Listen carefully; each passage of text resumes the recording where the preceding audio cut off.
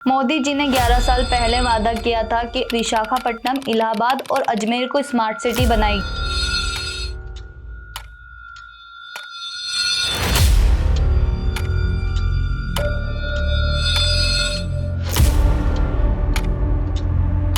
But 11 साल हो गए, अभी तक स्मार्ट सिटी बनते हुए कुछ दिख नहीं रहा है। किंतु मैं आपसे एक और बता दूं कि मोदी जी ने उल्टा और उस 3 शहर के बजाय इस बात को आगे तक बढ़ाया और 3 के बजाय 100 सिटी इसके अंदर ली, पूरे देश भर के अंदर, और 100 सिटी पे काम करने का काम शुरू हुआ है। 2000 से बीजेपी अजमेर में है और काफी अच्छी पार्टी बन के उभरी है अजमेर में, लेकिन विकास के नाम पर मुझे कुछ दिख नहीं रहा है। तो आप उसके बारे में क्या कहना चाहेंगे? देखो, ये 2000 से नहीं, 1990 से ही नगर परिषद जिसको कहते हैं, फिर वो बाद में नगर निगम हुई। जब वासुदेव देवनानी, उनकी वाइफ का निधन हुआ था, तब बहुत सारा वर्ग पहुंचा था, सामाजिक वर्ग पहुंचा था, राजनीतिक वर्ग पहुंचा था, बट शोक व्यक्त करने आप वहां पे मौजूद नहीं थे। उसके पीछे का कारण क्या रहा? फिर मैंने कहा आपको कि उस वीडियो में मैं बता चुका हूँ। इस वीडियो में मैंने इनकी एक ऑडियो क्लिपिंग डाली थी। इस ऑडियो क्लिपिंग में जब ये बीमार हुए थे तब मैंने इनकी तबीयत पूछने के लिए कॉल किया था, मैसेज डाले थे।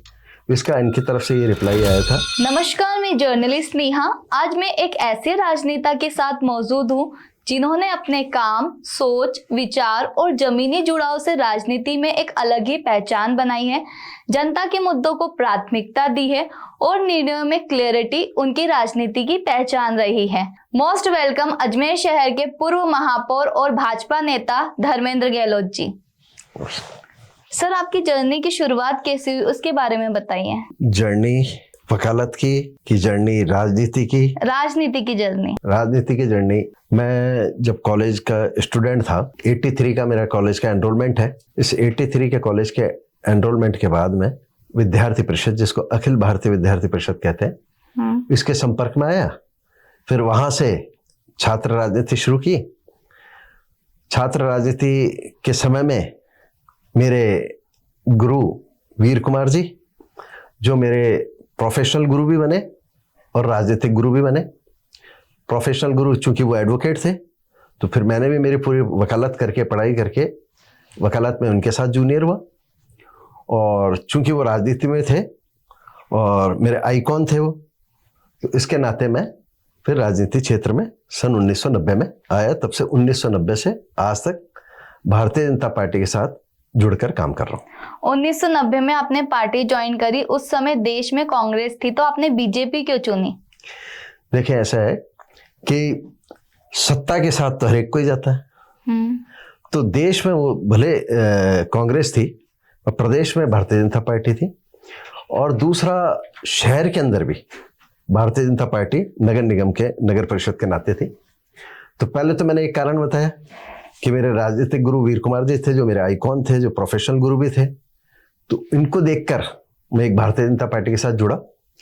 और दूसरा, देश के अंदर केवल 2 ही राजनीतिक पार्टियां हैं जो विचार के साथ चलती हैं। वो एक तो भारतीय जनता पार्टी है और एक कम्युनिस्ट पार्टी है। कम्युनिस्ट पार्टी अपने आइकॉन पश्चिम देशों से विदेश को मानती है, वहां की नीतियों को इस देश पर लागू करना चाहती। इसलिए आपने देखा एक हर्ष कि उनका धीरे धीरे समापन होता जा रहा है कम्युनिस्टों का। फिर विचार के साथ केवल भारतीय जनता पार्टी है, जो एकात्म मानववाद, पंच निष्ठाएं और दर्शन के ऊपर चलने के। बाकी जितनी भी पार्टियां हैं इस भारत में, उसमें सारी, भले वो कांग्रेस होगी या अन्य प्रादेशिक पार्टियां होगी, ये सब परिवारवाद पे ही है। परिवारवाद में, कहना चाहते हो बीजेपी में परिवारवाद नहीं रहा है? हाँ, बीजेपी में परिवारवाद नहीं है। बीजेपी में विचार के साथ है, विचार के साथ आदमी जुड़ता है, और उस विचार के साथ जुड़ने के कारण, चूंकि मेरे गुरु वीर कुमार जी थे और ये विचार वाली पार्टी थी, इसलिए फिर मैंने भारतीय जनता पार्टी को चयन किया। अजमेर में बहुत सारे न्यूज़पेपर की हेडलाइंस बनी हुई है कि अजमेर में गुरु और चेले के बीच में आई दरार। कौन से गुरु चेले? सर, आप समझ ही गए होंगे। मैं समझ गया, मगर आपसे पूछना चाह रहा हूँ कि कौन गुरु चेला? सर, आपका नाम और वासुदेव देवनानी का। मेरा ये कहना है कि मैंने इस बारे में स्पष्ट एक मेरा वीडियो जारी किया था। चूंकि आपने प्रश्न किया है, वैसे तो मेरे वीडियो में सारा संकेत है, किंतु आपने चूंकि प्रश्न किया है तो उसको निरुत्तर मैं नहीं करूंगा। इसके अंदर यह है कि मैं राजनीति में सन 1990 से था और वासुदेव जी देवनानी का राजनीति में पदार्पण, इससे पहले वो उदयपुर में टीचर थे, इनका राजनीति में पदार्पण 2003 में हुआ। इसलिए इस पद्धति को न तो हम गुरु कह सकते हैं न चेला कह सकते हैं, क्योंकि राजनीति से वो भी जुड़े थे और मैं भी जुड़ा था।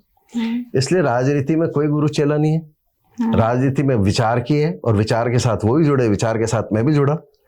एक उम्र का एक फर्क अलग हो सकता है, पर उम्र बड़ी होने से, उम्र छोटी होने से कोई गुरु चेले का संबंध नहीं होता है। इसलिए हमारे में से मैं तो उनको गुरु मानता नहीं हूँ। मैंने आपसे पहले कहा कि मेरे राजनीतिक गुरु वीर कुमार जी। सर, बट जब वासुदेव देवनानी उनकी वाइफ का निधन हुआ था तब बहुत सारा वर्ग पहुंचा था, सामाजिक वर्ग पहुंचा था, राजनीतिक वर्ग पहुंचा था, बट शोक व्यक्त करने आप वहां पे मौजूद नहीं थे। उसके पीछे का कारण क्या रहा? फिर मैंने कहा आपको कि उस वीडियो में मैं बता चुका हूँ। इस वीडियो में मैंने इनकी एक ऑडियो क्लिपिंग डाली थी। इस ऑडियो क्लिपिंग में जब ये बीमार हुए थे तब मैंने इनकी तबीयत पूछने के लिए कॉल किया था, मैसेज डाले थे। इसका इनकी तरफ से ये रिप्लाई आया था कि मैं वो जो भी कुछ जिनको भी अपने संकेत कर रहे थे कि वो ये मान के चल रहे थे कि अगर मेरा देहावसान भी हो जाए तो उसको पुष्पांजलि मत करने देना। तो अब ऐसे में मान लो उन्होंने संकेत किया और मैं ज़बरदस्ती जाऊँगा, मगर मैंने मेरे वीडियो के माध्यम से उनके श्रीमती जी के लिए, उनके परिवार के लिए अपनी श्रद्धा व्यक्त की थी और श्रद्धांजलि व्यक्त की थी। एक होता है तन से मन से, है ना, तो तन से नहीं जाए, तन से मैं नहीं गया, बाकी मन से तो मैं श्रद्धांजलि व्यक्त करता हूँ और आज भी उनको व्यक्त करता हूँ। बहुत अच्छी महिला थी और किसी भी परिवार में किसी परिवार वाले का बिछड़ना अपने आप में दुखद संयोग होता है। ईश्वर ऐसा किसी के साथ नहीं करे, मगर ये जीवन की सत्यता है, जाता ही है। बाकी मैंने कारण बता दिया था कि मैं क्यों नहीं गया। 2000 से बीजेपी अजमेर में है और काफी अच्छी पार्टी बन के उभरी है अजमेर में, लेकिन विकास के नाम पर मुझे कुछ दिख नहीं रहा है, तो आप उसके बारे में क्या कहना चाहेंगे? देखो, ये 2000 से नहीं, 1990 से ही नगर परिषद जिसको कहते हैं, फिर वो बाद में नगर निगम हुई, इसमें लगातार बीजेपी का बोर्ड रहा है। बीच में केवल एक बार मेयर बाकोलिया साहब आए थे, मगर बोर्ड फिर भी बीजेपी का था। केंद्र में सरकारें आती जाती रही, हमेशा कभी किसी पार्टी की रही, कभी किसी पार्टी की रही। ऐसे प्रदेश में भी हर बार 5 साल में परिवर्तन होता है। फिर भी हमारे जो जनप्रतिनिधि रहे हैं, भले वो सांसद के रूप में राशा सिंह जी रहे होंगे, भले वो फिर दोनों हमारे विधायक के रूप में रहे होंगे, फिर एक विधायक के रूप में जामनानी जी रहे होंगे, पर सबने अपने अपने कालखंड में अजमेर के विकास में 4 चांद लगाने का प्रयास किया ही है। सर, आपने कोई, जब आप महापौर थे तो कोई ऐसा वादा जो आपने अजमेर की जनता से किया हो पर आपने वो पूरा नहीं कर पाए हो अपने कार्यकाल में? वैसे तो देखो, मेरी एक जो नेचर रही है, मैं वादा करता ही नहीं। मैं पहले काम करता हूँ और काम करने के बाद ही बताता हूँ कि ये मैंने काम कर दिया। कि वादे हैं, वादे कभी भी धरातल पे पूरे, कई बार होता है कि उतरे नहीं उतरे, पर हाँ मैं ये कह सकता हूँ कि मैंने अपनी पूरी सामर्थ्य और शक्ति के अनुसार कई चीज़ों का अजमेर शहर में, जैसा आपके डोर टू डोर कचरा परिवहन वाला अगर आपको देखेगा तो ये मेरे समय में शुरू हुआ। सड़कों को चौड़ी करने का अगर काम है तो उसमें किया। अतिक्रमण का जो वेंडिंग नॉन वेंडिंग जोन बनाने का काम था वो किया, और ऐसे कई प्रयास किए हैं। इसलिए पहले प्रयास किए, वो प्रयास सफलता पे हुए तो उसका जो जनता जनार्दन है इससे श्रेय भी दिया। और मैंने ऐसा कोई वादा नहीं किया कि मैं ये कर दूंगा जिसके कारण मैं नहीं कर पाया हूँ। बाकी मैंने मेरे प्रयास जितने सामर्थ्य थे उसके अनुसार करे। पर जो आज के टाइम में पार्टियां चुनाव से पहले वादा करती हैं, उसके लिए आपका क्या विचार है?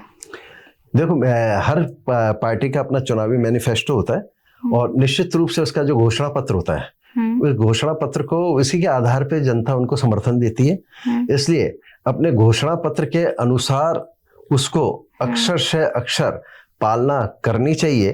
किंतु कई बार कई कारण बन जाते हैं कि उस पे पहुंच नहीं पाते, मगर इतना जरूर प्रयास करना चाहिए कि जितनी घोषणाएं की है इसके बहुत नजदीक तक हम पहुंचे। तो इसलिए तो जो भी राजनीतिक पार्टी ऐसी चुनाव के समय में वादे करती है, उन वादों को पूरा करना ही चाहिए, क्योंकि उन वादों के आधार पर ही जनता ने विश्वास करके उनको अपना मत देती है। इसलिए जिसको विश्वास व्यक्त किया उसके साथ विश्वासघात नहीं होना चाहिए। मोदी जी ने 11 साल पहले वादा किया था कि विशाखापट्टनम, इलाहाबाद और अजमेर को स्मार्ट सिटी बनाएगी, बट 11 साल हो गए, अभी तक स्मार्ट सिटी बनते हुए कुछ दिख नहीं रहा है। ऐसा है कि मोदी जी ने, जो अमेरिका ने 3 शहर गए थे कि स्मार्ट सिटी में, पहली बार स्मार्ट सिटी का कंसेप्ट ही वहीं से आया था। स्मार्ट सिटी का उन्होंने किया था, किंतु मैं आपसे एक और बता दूं कि मोदी जी ने उल्टा और उस 3 शहर के बजाय इस बात को आगे तक बढ़ाया और 3 के बजाय 100 सिटी इसके अंदर ली, पूरे देश भर के अंदर, और 100 सिटी पे काम करने का काम शुरू हुआ है, जिन्होंने अपने अपने क्षेत्र में हर प्रकार से अपने अपने शहर में उसको आगे बढ़ाने का काम किया है। हाँ, मगर एक खामी जो नजर आती है मेरे को, जो मेरे व्यक्तिगत अनुभव से है कि अगर ये स्मार्ट सिटी का ऐसा जिसमें भी किसी भी प्रकार का कोई प्रोजेक्ट आता है तो इस प्रोजेक्ट में एक एजेंसी होनी चाहिए, और उस एजेंसी के जो अधिकारी हों वो अधिकारी स्थायी रूप से जब से शुरू हुई है वो और जब तक समापन नहीं हो जाए इसमें अधिकारी वही रहने चाहिए।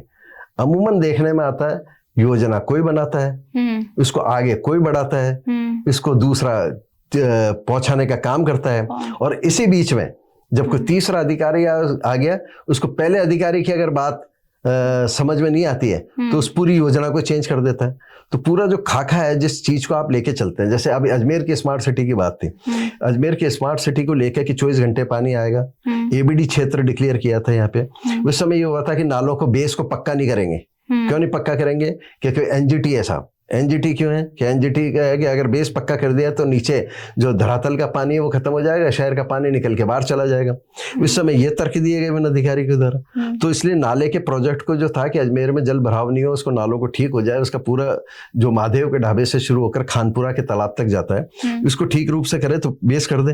तो उस समय एनजीटी आ गई कि उस समय के जो अधिकारी थे उन्होंने कहा नहीं एनजीटी है, एनजीटी के कारण आप बेस पक्के नहीं कर सकते। आज के अभी वर्तमान समय में जो काम चल रहे हैं उसमें आप जाके देखो नालों को, इसके बेस को पक्का करने का काम चल रहा है। तो एक समय में एक अधिकारी कुछ कहता है, दूसरा अधिकारी कुछ कहता है। इसलिए एक जो योजना है तो उस समय एक ही एजेंसी रहे ताकि उत्तरदायी होगा। जैसा अब राम सेतु का हुआ, राम सेतु में हुआ, अब दोनों पार्टियां एक दूसरे पर डाल रही। एक ने बनाया तो अगर बात है तो साहब ये इसके समय में खराब हो गई, ये उसके समय में खराब हो गई। मेरा ये कहना है कि नेता एक दूसरे को दोष क्यों दे रहे हैं? सही बात ये तो अधिकारी ने किया। अधिकारी ना कांग्रेस का होता है ना बीजेपी का होता है। जिस अधिकारी के कालखंड में इस बात की हुई है, अब आप अभी राम सेतु की एक भुजा थी, वो भुजा खराब हो गई, उस भुजा को ठीक कर दिया, उसमें नए पैसे लगा दिए। तो पुराने ने जिसने दोष किया, जिसने गलत किया, उस पर कोई कार्रवाई होनी चाहिए ना। पर ये कार्रवाइयों के अभाव में एक दूसरे पे जो राजनीतिक क्षेत्र में दोषारोपण चलता है, मेरा कहना है कि वो दोषारोपण नहीं होना चाहिए। मिलकर जिसने शहर के साथ धोखा किया है उस धोखेबाज को कोई ना कोई कार्रवाई तक पहुंचाना चाहिए। नहीं तो आपस में एक दूसरे के दोषारोपण में बाकी के मजे करते। अजमेर शहर में हर साल बारिश के कारण बहुत सारी समस्या आती है, लोगों की मोटरसाइकिल फंस जाती है, पानी सुचारू रूप से अजमेर में निकल नहीं पाता है। तो उसके लिए अजमेर गवर्नमेंट कुछ कर क्यों नहीं रही है? ऐसा है, देखो हर शहर की एक भौगोलिक परिस्थिति होती है। अजमेर शहर का अगर आप अवलोकन करेंगे तो यहाँ का जो एस्केप चैनल जो आना सागर है, आना सागर में शहर का 20% पानी आता है इस तरफ की आबादी का, बाकी 80% आना सागर के एस्केप चैनल के इधर है। ये एस्केप चैनल महादेव के ढाबे से शुरू होती है जो कि सुभाष उद्यान के पास है, वहां से शुरू होकर खानपुरा तक जाती है। इस बीच में सारे शहर के नाले इसमें मिल जाते हैं। तो मिलने पे एक ही शहर के सारे पानी को ले जाने के लिए केवल एक ही चैनल है, वो एस्केप चैनल है। तो एस्केप चैनल होने से पूरे शहर का जब लोड उस पर पड़ता है, फिर दूसरा ये अजमेर शहर कटोरे के रूप में है, पहाड़ी वाला अरावली से घिरा हुआ है। तो जो पानी की मार होती है ऊपर पहाड़ियों से पानी आता है सारा, जिसको आप दरगाह बाजार में आप नला बाजार वाला क्षेत्र देखोगे, बोले मदार गेट वाला क्षेत्र देखोगे, बोले दरगाह बाजार से आपके लाखन कोठी वाला पोर्शन होते हुए जब आते हैं तो इन रोडों पर आपको पानी की भरमार ज्यादा मिलती है क्योंकि ऊपर से आता है, ऐसे अजय नगर की तरफ से पहाड़ियों के क्षेत्र से आता है। और ये नाले उसमें चूंकि चैनल एक ही है पानी को ले जाने की, तो अमूमन आपको दिखेगा कि बारिश आते ही बहुत पानी की भराव होती है, पर जैसे ही वो बारिश रुक जाती है और चैनल धीरे धीरे बैठने लगती है तो आधे घंटे में वो पानी शहर में से उतर जाता है। किंतु वो जो आधा पौन घंटा अगर लगातार बारिश आ रही है तो वो एक तरह से शहर का संकटमय चीज होती है। इसके लिए हमने इस समय स्मार्ट सिटी में यही सुझाव दिया था कि महादेव के ढाबे से खानपुरा के तालाब तक को इसकी गहराई को ठीक करें, इसके चैनल को पूरा ठीक करें। पर उस समय ये कह दिया गया कि नहीं एबीडी क्षेत्र में, तो एबीडी क्षेत्र मतलब था एरिया बेस्ड डेवलपमेंट, तो उसमें कुछ ही वार्ड सेलेक्ट किए थे उत्तर के, इसके अलावा दक्षिण का वार्ड इसमें थे नहीं। तो सुभाष उद्यान इसके तहत हमने ठीक कराया, इसमें ऐसे कई चीजें हमने ठीक कराई। तो उसके अंदर वो जो चैनल है, एक ही चैनल पानी ले जाने की है, इसके कारण ये परेशानी आती है बारिश के अंदर, और जैसे बारिश रुकती है वो पानी उतर के चला जाता है। अजमेर में बेरोजगारी की समस्या बहुत ज्यादा बढ़ती जा रही है दिन पे दिन, उसको कैसे समाधान करेगी भाजपा सरकार? देखो, बेरोजगारी केवल अजमेर का विषय नहीं है, ये पूरे देश का विषय है, और भारतीय जनता पार्टी की सरकारें इस और कदम बढ़ा भी रही है और कर भी रही है, अपने अपने जितने सामर्थ्य हैं उसके सामर्थ्य के हिसाब से कर रही है। मगर एक इस समय मोदी जी का जो है कि स्वावलंबन बने, खुद अपने आप में बने, और अजमेर शहर तो आप इस मामले में बहुत ग्रेट है, क्योंकि अगर आप देखोगे तो वो बेरोजगारी में केवल एक अजमेर ही जैसा है शहर कि अगर उसने शाम को ठान लिया कि कल मेरे को जाकर ठेला लगाकर इसमें माल बेचना है, तो आपको एक अजमेरी कंसेप्ट मिलेगा जिसके अंदर थैले में भर भर के कर सकते हैं। हाँ, जरूरत है कमाने वाले की, और जरूरत है वो जो ठेले वाला वो व्यवस्थित रूप से सड़क के साइड में जहाँ पे वेंडिंग नॉन वेंडिंग जोन बना रखे, वेंडिंग जोन बना रखे, वहाँ पे जाके अपना व्यापार करें। मगर अजमेर में ये जरूर है कि यहाँ का जो लोग बाग है वो अपने स्वावलंबन के आधार पे भी अपना रोजगार को चलाते हैं, और निश्चित रूप से ये सही है कि रोजगार तो मिलना ही चाहिए, इसलिए तो सरकारें रोजगार गारंटी, खाद गारंटी, ये सारी चीजें देती है। 300 जो नरेगा को अभी जी राम जी किया है, तो ये सब सरकार की यही योजना है कि कोई आदमी भूखा नहीं सोए, उसकी रोटी कपड़ा मकान, ये सारा का सारा तीनों चीजें मिले, चिकित्सा मिले उसको। इसके नाते हमारे मोदी जी की सरकार इस और कदम बढ़ा रही है। उस कदम को भैरव सिंह अपने जो भजन लाल जी हैं, भजन लाल जी भी इस और उसको पुष्टि कर रहे हैं। भजन लाल जी के बारे में आपके क्या विचार हैं? भजन लाल जी बहुत अच्छे व्यक्ति हैं और जमीन से जुड़े हुए कार्यकर्ता हैं। उन्होंने अपना राजनीतिक जीवन छोटे से कार्यकर्ता के रूप में बढ़ाया, संगठनों के कई सालों तक पदाधिकारी रहे, संगठन की सेवा की, संगठन के काम को बढ़ाया। वो जो उनको संगठन में जो सेवा की उसका निश्चित रूप से उनको फल मिला, और आज हमारे मुख्यमंत्री हैं। आप मुख्यमंत्री के पहले उनको जानते थे? बिल्कुल जानता था, क्योंकि मैं युवा मोर्चा का प्रदेश उपाध्यक्ष था, तब हमारे साथ हमारी टीम में हम एक साथ थी टीम में, उसमें युवा मोर्चा में उस समय काम किए हुए। इसके बाद में संगठन के अंदर भी जो भारतीय जनता पार्टी में थे, मैं भी संगठन में पदाधिकारी रहा हूँ, तो आपस में मेल मुलाकात बहुत होती रही हमारी, और आपस में एक दूसरे से अच्छा परिचय भी। विपक्ष कहता है कि जो बीजेपी है ओनली चुनावी वादे करती है, आप इस बात से सहमत हैं? बिल्कुल गलत है। कांग्रेस का जैसी रही भावना तैसी जैसी देखी मूर्त, वो खुद ही चुनावी की घोषणा के वादे करते हैं। मगर आप ये देखें, मोदी जी और जो मोदी जी के नेतृत्व में जो देश भर में अलग अलग स्टेट्स के अंदर जो भारतीय जनता पार्टी की सरकारें चल रही है, वो सरकारें निश्चित रूप से अंतिम व्यक्ति तक सरकार का लाभ पहुंच सके इसके प्रयास कर रही है। दरगाह को बम से उड़ाने की धमकी मिल रही है, धमकी देने वालों को आप क्या संदेश देना चाहेंगे? देखो, धमकी तो कोई भी किसी भी प्रकार का कोई सरपरा दे देता है। कभी वो दरगाह को उड़ाने की दे रहा है, कभी कलेक्ट्री को उड़ाने की दे रहा है, कभी किसी चीज को उड़ाने की दे रहा है। सर, इससे परेशानी हो रही है, जो दरगाह में जो लोग जाते हैं उनको परेशानी हो रही है, वहां से निकालने जाते हैं वो लोग, मतलब काफी ज्यादा परेशानी का सामना करना पड़ रहा है जो दर्शन करने जाते हैं। ऐसा है कि धमकी अगर कहीं किसी प्रकार की आती है, तो सुरक्षा एजेंसियों का काम है कि उसको धमकी के बारे में उसको हल्के में ना ले, इसलिए वो एहतियातन तौर पे उसको जो खाली कराना है सिक्योरिटी के पर्पज से, उस पर पर्पज से, और एजेंसियां उस तक जो कल्प्रिट है उस तक पहुंचने के भी प्रयास कर रही है। निश्चित रूप से उन तक पहुंचेगी तो इस प्रकार की कोई झूठी धमकियां देने वाले हैं उन पे भी सख्त से सख्त कार्रवाई होनी चाहिए। और भले वो दरगाह हो, मंदिर हो, कई जगह होते हैं ना, पहले अब तो केवल धमकियां ही मिल रही है बीजेपी के गवर्नमेंट में। कांग्रेस गवर्नमेंट में तो धमाके हुए हैं, बीजेपी में तो धमकी है। धमकी को भी हमारी गवर्नमेंट कारगर नहीं होने दे रही है। अब पूरे जो देश भर में सारी चीजों को रोका है। एक दो घटनाएं जो पहलगाम और उसकी है, इसके बाद भी हमने वो जाके सर्जिकल स्ट्राइक किए, एयर स्ट्राइक किए, सिंदूर के लिए हमने किया। नहीं तो आज तक कांग्रेस सरकार केवल इतना कहती थी कि हम ठोस कदम उठाएंगे, और ठोस कदम इतना होता था कि उस ठोस इतना हो जाता था कदम की उठता ही नहीं था कदम।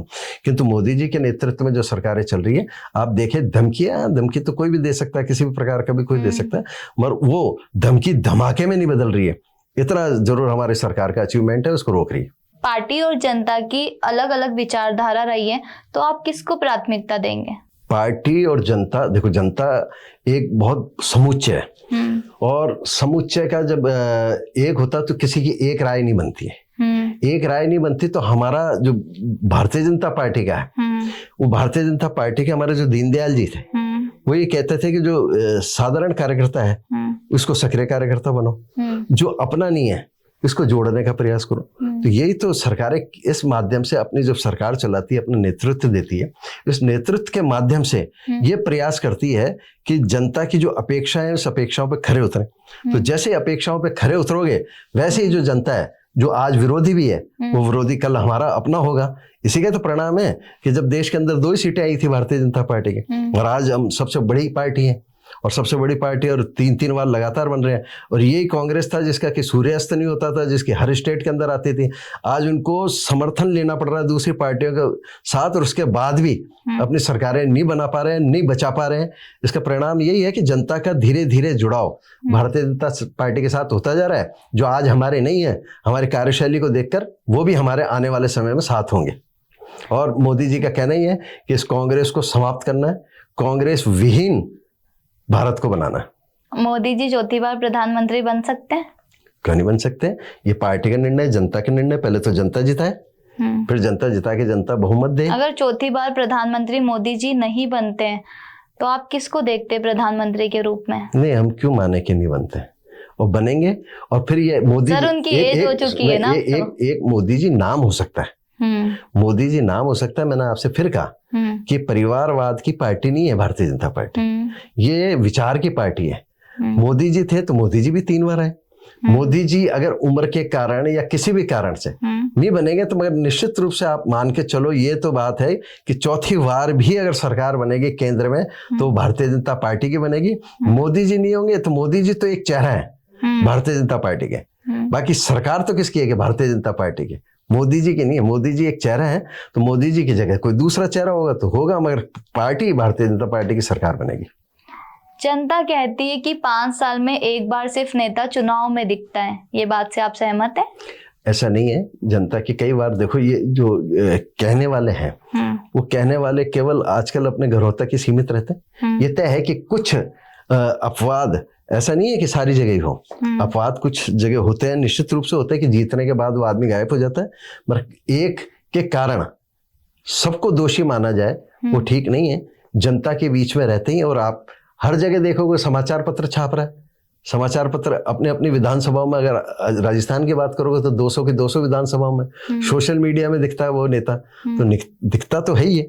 अब निश्चित रूप से होता क्या है, चुनाव में ये रहता है कि वो घर घर मोहल्ले मोहल्ले में प्रचार करते हैं, तो वो जो 1 महीने 1.5 महीने का समय होता है, इसमें जो घर घर प्रचार या मोहल्ले में प्रचार, इस क्षेत्र में प्रचार करते हैं, तो आदमी की कल्पना रह जाती है कि 5 साल इसी प्रकार से दिखता रहे। तो उसमें हाँ, उसमें जरूर न्यूनता आ जाती है उसमें, बाकी वो ऐसा नहीं है कि जीतने के बाद गायब ही हो गए, कुछ अपवाद होते हैं। और जब ऐसे अपवाद होते हैं तो आप निश्चित रूप से जनता उसको सबक सिखा देती है। जब 5 साल बाद अगर वही चुनाव में आ जाता है तो उसको बेरंग लौटा ही देती है, घर ही बैठा देती है उसको। क्या महापौर के पास सच में ताकत होती है कि वो सिर्फ नाम की कुर्सी है?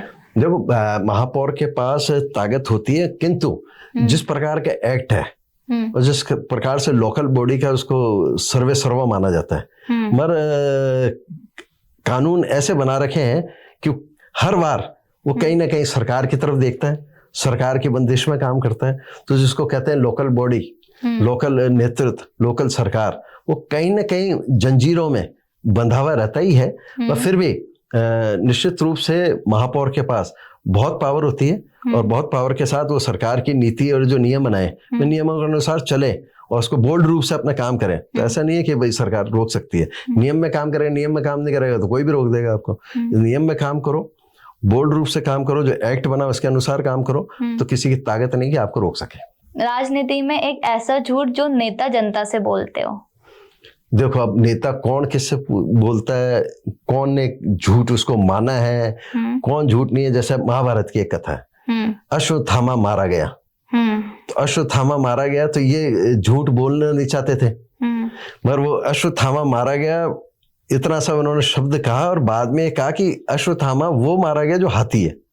ठीक है ना, मगर वो जो हाथी है उस समय ढोल ढमाके बज गए, तो बात सुनी गई अश्वत्थामा मारा गया, लाइन पूरी थी अश्वत्थामा मारा गया किंतु वो हाथी था। ठीक है ना, तो ऐसे में वो झूठ को आदमी कहाँ समझ रहा है, कैसे समझ रहा है, पूरी लाइन समझी कि नहीं समझी, पूरी वो क्या कहना चाह रहा है वो समझा कि नहीं समझा, और अपने अपने हिसाब से अर्थ निकालने का जो है वो नहीं होना चाहिए। और बाकी तो झूठ तो वैसे भी राजनीति में किसी को बोलना नहीं चाहिए, और जो उसने वादे किए वो पूरा करना ही चाहिए। क्या नगर निगम चुनाव अब सिर्फ पार्टी के रह चुके हैं कि चेहरे के वैल्यू पर लड़े जाते हैं? राजनीतिक क्षेत्र में कैंडिडेट कोशिश यही करता है कि किसी न किसी पार्टी के टिकट लाए, क्योंकि इस टिकट के नाते उसको इस पार्टी के जो समर्थक होते हैं, जो वोटर्स होते हैं, जो कार्यकर्ता होते हैं, उसको सहज और सुलभ मिल जाते हैं। तो बाकी तो आपके लोकतंत्र में कहीं बाध्यता नहीं है, कहीं नहीं लिखा हुआ है कि आप राजनीतिक पार्टियों से टिकट लेके लड़ो। वो जिसको निर्दलीय कहते हैं वो निर्दलीय लड़ सकता है। और जनता है, जनता बहुत तेज है, जनता बहुत समझदार है, जनता बहुत जागरूक है, उसको पता है कि किसको मेरे को वोट देना है। तो दिल्ली में आप देखो, मतदाता उसको पता है कि लोकसभा में हमारे को भारतीय जनता पार्टी को जिताना है, और वही मतदाता इसी समय में दिल्ली के अंदर आप पार्टी को जिता रहा था। तो एक ही समय में एक ही वोटर दो प्रकार के निर्णय ले रहा है। तो यानी कि मतदाता अपने आप में बहुत जागरूक है, और इस देश के अंदर लोकतंत्र बहुत मजबूत है। इसलिए मतदाता कौन अच्छा है कौन अच्छा नहीं है इस पे चयन करता है। किंतु मेरा इतना जरूर कहना पड़ेगा इसमें कि हमारा पोलिंग परसेंटेज बहुत कम रहता है। कई लोग बहुत 100% जो पढ़े लिखे होते हैं, जो कुछ होते हैं, वो वोट डालने नहीं जाते हैं। इसलिए 100% मतदान जिस दिन होने लग जाएगा तो बाकी जो गंदगी है वो भी खत्म हो जाएगी। जनता की ऐसी कोई समस्या जो आपने 24 घंटों में सॉल्व की है? समस्या तो 24 घंटे में हम तो सफाई के थे, जैसे कहते हैं सफाई की है, वैसे तो प्रयास यही रहते थे। मेरे मेन रोडों पे भी झाड़ू लगती थी। मेन रोडों पे, डिवाइडरों पे, कई आप शहरों में जाओगे डिवाइडर के पास मिट्टी मिलेगी। हमने ये कहा नहीं, मिट्टी नहीं मिलनी चाहिए, उसको मिट्टी को साफ रहना चाहिए। तो उस समय के अधिकारी मेरे को ये कहते थे, साहब ये तो वीआईपी दौरा होता है जब मेन रोड साफ होता है। मैं कहा मेरा शहर की जनता जो है वो मेरे लिए वीआईपी है। एक कोई नेताजी आएंगे तब झाड़ू लगेगी, ऐसा नहीं है। लगाओ तो झाड़ू लगाए। तो आप अजमेर शहर में अभी भी वो परंपरा चल रही है कई, तो आपको डिवाइडर के सारे मिट्टी नहीं मिलेगी, नहीं तो कई शहरों में मिलती है। इसलिए निश्चित रूप से 24 घंटे में तो जो कई चीजों की ऐसी समस्या है, बिजली की समस्या है, स्ट्रीट लाइट जो हमारे जिम्मे आती है महापौर के नाते, सफाई की आती है, तो ये करें हैं 24 घंटों में करें। अजमेर में सबसे बड़ी समस्या कौन सी है? जब आप महापौर थे तब भी थी और अब भी है। देखिए मैंने आपको बताया ना, जो ड्रेनेज सिस्टम है वो ड्रेनेज सिस्टम मैंने कहा एक ही है। उसके लिए जब तक एक साथ एक मुश्त एक एजेंसी से पैसा नहीं आएगा तब तक ये परेशानी रहने वाली है। और फिर मैंने कहा कि आपको एक ही अधिकारी, जो एक एजेंसी बने वो अधिकारी शुरू से लेकर समापन तक रहना चाहिए, ताकि अगर गलती हो तो उस कमेटी की उत्तरदायी हो।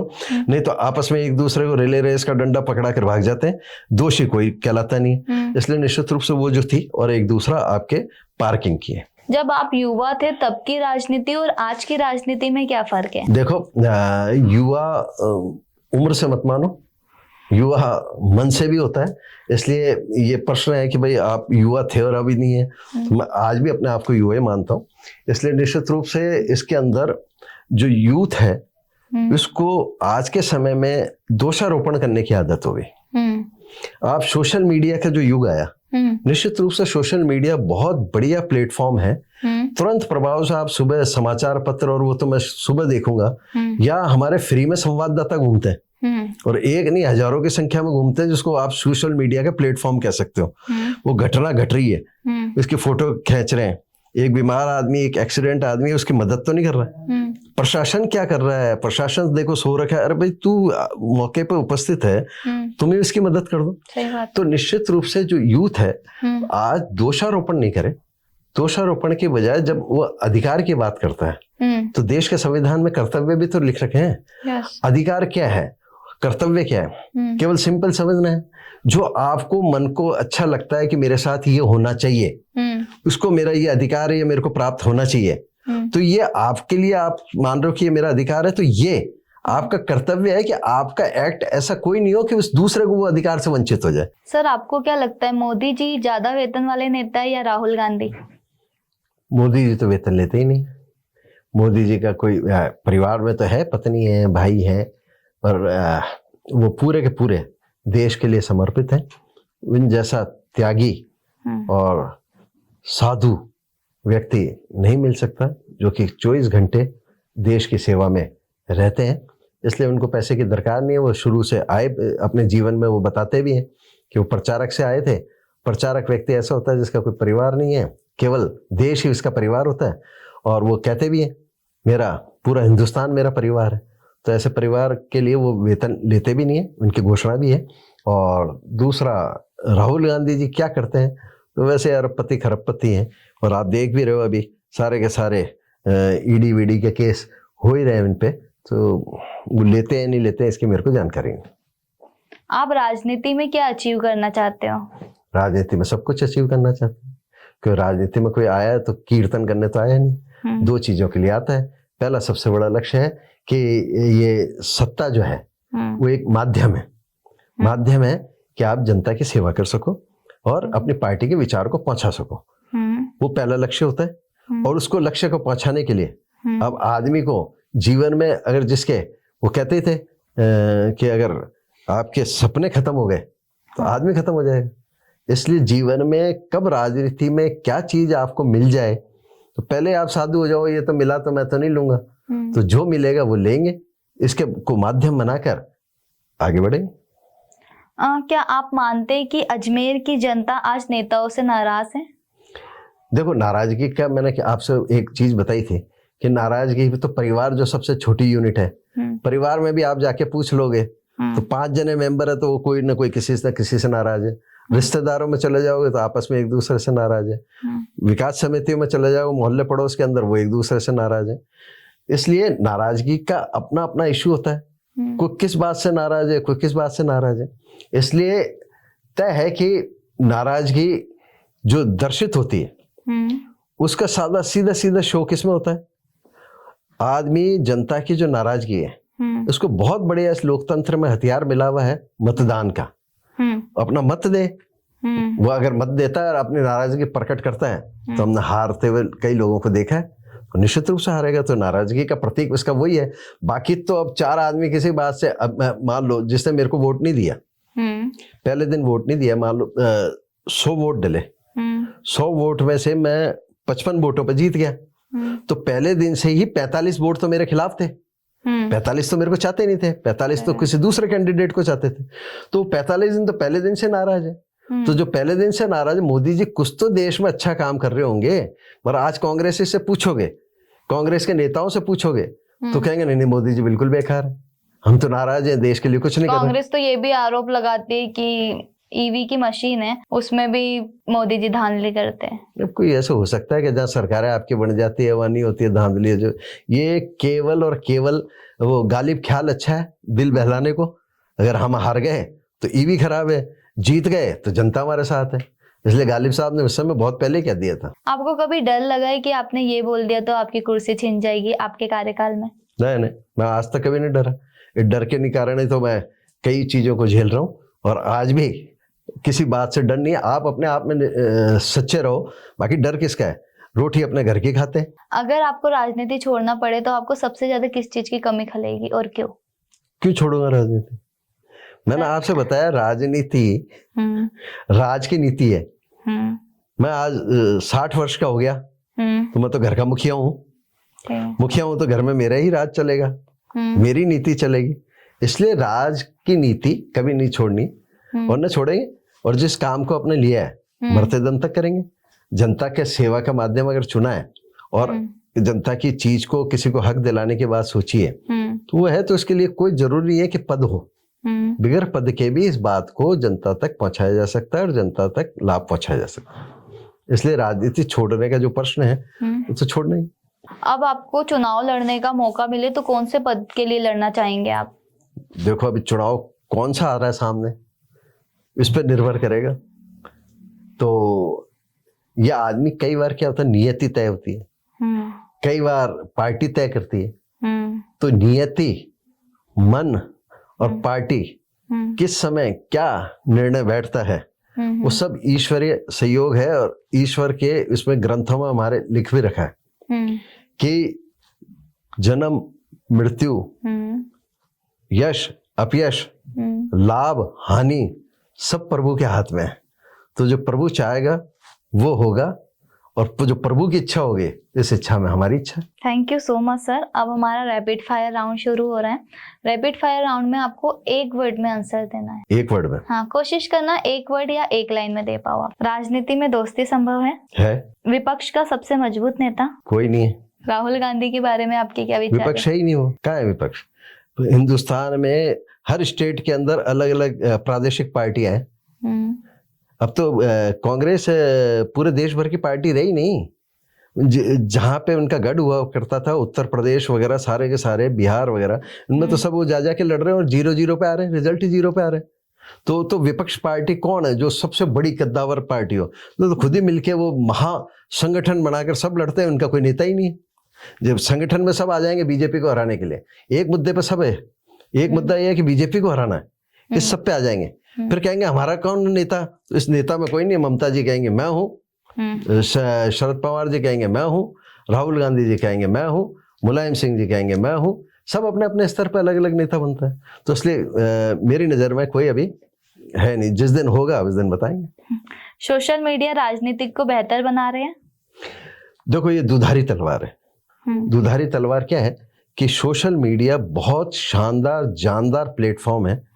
इसको सही रूप से उपयोग करे तो निश्चित रूप से अपनी बात को जन तक पहुंचाने का, अपनी आवाज को प्रशासन तक पहुंचाने का एक बहुत बढ़िया माध्यम है।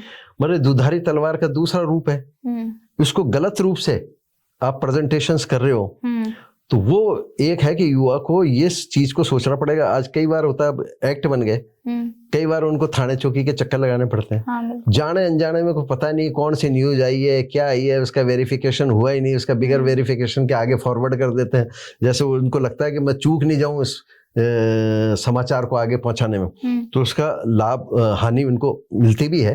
इसलिए यह है कि सोशल मीडिया है, आप अपनी बात को, अगर किसी दूसरे की बात आपके ध्यान में आई है, उसका वेरिफिकेशन करो, उसके बाद उसको आप प्रसारित करो। आपके जो विचार है उन विचार को आप अपनी शालीन तरीके से कहो। सामने वाले को चोर गालियां बकने से कोई अर्थ नहीं निकलता ना। अगर आपको इसकी नीति खराब लगती है तो आपको कौन सी नीति अच्छे लगते हैं, इस नीति को आप प्रचारित करो। अब जैसा राहुल गांधी जी हैं, और राहुल गांधी जी भाषण में कांग्रेस क्या करेगी, ये करेगी, वो नहीं बताते। ये चाय वाला है, ये चाय वाला है, ये इसको मतलब चोर है, ये तो वो मोदी जी इसको क्या करते हैं, ये खुद ही ये इनको देते हैं। तो मोदी जी खुद ही कह देते हैं मैं चाय वाला हूँ, और ये सुबह उठ के बिस्तर पे बेड टी लेने वाले हैं। फिर ये कहते चोर है तो कहते मेरा परिवार, ये कहते परिवार नहीं है तो वो कहते मेरा भारत देश पूरा परिवार है। तो इसलिए किसी पे किसी लाइन को छोटी करने, खुद की लकीर बड़ी करो, खुद की नीति बताओ। तो इसलिए जो भी युवा है वो अपनी बात को रखे, आपकी बात अच्छी होगी, जनता स्वीकार करेगी। अजमेर को विकसित होने में अभी कितना और समय लगेगा?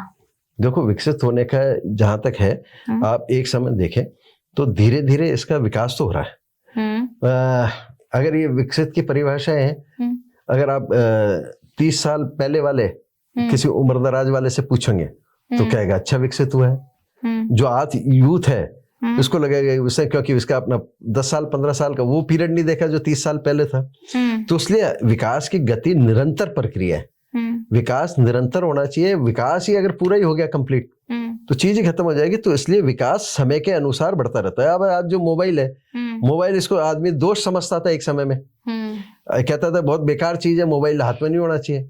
और जो कहते थे बेकार चीज है उनके हाथ में आज मोबाइल है। तो समय के हिसाब से चीज होती रहती है, इसलिए समय के हिसाब से विकास है। अब जैसे सड़कों पे किसी ने पुल की कल्पना की थी कि सड़कों पे पुल होगा, क्योंकि उस समय तांगे चलते थे, तांगे में विकास में स्कूटर आए, कारें आई। तो इसलिए विकास सतत चलने वाली प्रक्रिया, मगर निश्चित रूप से अजमेर विकास की ओर बढ़ रहा है, इतना मेरा है। और अजमेर जिस प्रकार से भव्यता लिया हुआ है उसमें जरूर निश्चित रूप से अजमेर बढ़ेगा। आप भाषण लिखते या दिल से बोलते हैं? मैं भाषण कभी लिखता नहीं, क्योंकि मैं स्कूल समय में, जब स्कूल का मेरा छात्र जीवन था तो समय मैं पहली बार गेम सेक्रेटरी बना। फिर स्कूलों में उस समय प्रधानमंत्री के चुनाव होते थे, तो उस समय मैं प्रधानमंत्री बना। अब वैसे देश का तो नहीं बन पाया, मगर स्कूल का प्रधानमंत्री। इसके बाद मैं विद्यार्थी परिषद में जुड़ा। हाँ, ये निश्चित रूप से है कि जब शुरुआती दौर होते हैं, इसलिए किसी को भी डरने की जरूरत नहीं, अध्ययन होना चाहिए आपका। देखो, बोलने में जो भाषण है वो भाषण क्या, बोलने की कला है। बोलना है। बोलने में आप अगर अध्ययन किए हुए होगे तो आप बोल पाओगे। हाँ। आपका अध्ययन नहीं होगा तो आप रटे रटाए शब्दों को बोलोगे तो आपकी एक सीमा रहेगी। इसलिए निश्चित रूप से करत करत अभ्यास के जड़ित होत सुजान, बिल्कुल आप अपने प्रयास करते रहेंगे तो, और कंटेंट्स आपके जिस विषय पे है उस पे कंटेंट्स अगर आप पढ़ के जाएंगे करेंगे तो तय है कि मन से, और ये जीवन अनुभव कहाँ से आता है, धीरे धीरे आपके दैनिक दिनचर्या से ही अनुभव आता है। इस अनुभव के आधार पर बोलते हैं। तो मैं कभी भाषण को लिखता नहीं हूँ। अजमेर में आपका फेवरेट पुष्कर या दरगाह? देखो मेरा तो अजमेर ही सबसे बढ़िया है। ये आप धार्मिक स्थल पे चले गए, पुष्कर भी एक धार्मिक स्थल है और दरगाह भी धार्मिक स्थल है। और चूंकि मैं हिंदू हूँ इसलिए विश्व के रचयिता ब्रह्मा जी की नगरी है पुष्कर, और अजमेर को इसलिए है कि पृथ्वीराज चौहान की नगरी है जिसका कि राज दिल्ली तक रहा और हमारे हिंदू सम्राट रहे। इसलिए निश्चित रूप से जहाँ के हो आप, देखो दूसरे की जय से पहले अपनी जय करो। ये गाना भी है फिल्म का गाना, दूसरे की जय से पहले अपनी जय करो। तो मेरा शहर बढ़िया है, मेरे शहर में चार चांद है, इसलिए निश्चित रूप से मेरा अजमेर तो बहुत वैभवशाली रहा है। हाँ, इसको आप नकारात्मक दृष्टि से देखोगे तो खराब लगेगा और सकारात्मक में देखो तो पृथ्वीराज चौहान ने राज किया है। चीनी बिना चाय या विरोध बिना राजनीति? मैं तो देखो शुगर का मरीज हूँ तो चाय तो चीनी के बगैर लेता हूँ। और विरोध की बात है, विरोध सकारात्मक होना चाहिए। विरोध के नाम पे विरोध नहीं होना चाहिए। सामने वाला गलत कर रहा है। देखो भारतीय जनता पार्टी में हमारे जो संस्थापक थे दीनदयाल जी, श्यामा प्रसाद मुखर्जी, वो कहते हैं कि कार्यकर्ता तत्वनिष्ठ होना चाहिए, व्यक्तिनिष्ठ नहीं होना चाहिए। तत्वनिष्ठ मतलब है कि जो पार्टी ने सिद्धांत तय किए हैं, जो पार्टी के अनुशासन है, जो पार्टी का सिद्धांत है, उस सिद्धांत के अनुसार आप तत्व के अनुसार चलो और तत्व के अनुसार उस नीति के अनुसार चलो। मगर आज के वर्तमान परिप्रेक्ष्य में क्या हो गया, आज तत्वनिष्ठ तो उससे अभी पूछोगे कि भाई क्या निष्ठा है तो बता नहीं पाएगा कार्यकर्ता। वो व्यक्तिनिष्ठ हो गया। क्या हो गया कि रामलाल जी की जिंदाबाद, श्यामलाल जी की जिंदाबाद। उसको लगता है रामलाल जी श्यामलाल जी मेरे को पद दिलाएंगे, ये मेरे को पार्षद बनाएंगे। तो यहाँ जो दोष हो गया, और वो भी, और कई बार मैंने कई चीजों को देखा राजनीतिक क्षेत्र में, एक बहुत बड़ी चीज आ गई। आप बने पार्टी के सर, आपके आरपीएस से सेलेक्ट होके आए हो क्या? जो लोकसभा का सांसद बनता है, विधानसभा का विधायक बनता है, महापौर बनता है, पार्षद बनता है, कोई आरपीएससी में सिलेक्शन हुआ था कि आपकी एजुकेशन को देखकर, आपकी काबिलियत को देख के बनाया था? आपने, पार्टी ने आपको टिकट दिया, टिकट देकर जनता ने आपको जिताया। तो आप पहली स्टेज पे तो पार्टी के कर्जदार हो। तो आप किसकी टीम हो? अगर मैं भारतीय जनता पार्टी से जुड़ा हूं तो मैं भारतीय जनता पार्टी की टीम हूँ। पर आप बड़े, थोड़ा सा नेता हो जाता है, थोड़ा सा मंत्री हो जाता है, उसकी कारों में, उसके चेलों की कारों पे आप देखने को मिलेगा फलाना टीम। हाँ। अरे काय की टीम? इसकी टीम है। उसको कल पार्टी टिकट नहीं दे, पार्टी से निकाल दे उसको, काय की टीम है उसकी? तो इसलिए भारतीय जनता पार्टी की टीम होनी चाहिए। भले कांग्रेस के साथ हो तो कांग्रेस की टीम होनी चाहिए। व्यक्तिनिष्ठ नहीं होना चाहिए। जब आदमी व्यक्तिनिष्ठ होगा उस व्यक्ति में न्यूनता आ सकती है, पार्टी में कभी न्यूनता नहीं आएगी, पार्टी की नीति में कभी न्यूनता नहीं आएगी, मगर व्यक्ति में न्यूनता आ सकती है। इसलिए निश्चित रूप से मेरा यही कहना है, जो भी जिस भी दल में है वो व्यक्तिनिष्ठ न बने, तत्वनिष्ठ बने, उस पार्टी के साथ रहे, पार्टी के झंडे के साथ रहे। बाकी व्यक्ति तो आते जाते रहते हैं, आज है कल जाएगा, अजर अमर कोई नहीं रहा। आज से भी पहले बहुत बड़े बड़े नेता हुए जिनको लगता था कि मेरा वैभव काल ही खत्म नहीं होगा। आज पूछो, नाम लेने वाला कोई नहीं है उनका। बहुत सांसद भी रहे, कोई विधायक भी रहे, आज पूछो तो सही, कोई नाम लेने वाला है क्या? मगर वो अभी क्या वर्तमान के परिप्रेक्ष्य में ऐसे जीता वो कि उसको लगता है कि मेरा तो सूर्यास्त नहीं होगा। अरे अंग्रेजों का सूर्यास्त हो गया, जो विश्व में कभी उसका सूर्यास्त नहीं होता था, अंग्रेजों का सूर्यास्त हो गया। इसलिए अहंकार ना पालो, पार्टी के साथ रहो, पार्टी के साथ करो और तत्वनिष्ठ बनो। और तत्वनिष्ठ बनकर जितनी आपको सामर्थ्य है, सामर्थ्य के अनुसार से जनता की सेवा करो, अपनी पार्टी की रीति नीतियों को जनता तक पहुंचाओ। Thank you so much. आपने बहुत अच्छे क्वेश्चन के आंसर दिए और आपका कीमती समय देने के लिए बहुत बहुत धन्यवाद। धन्यवाद आपके लिए।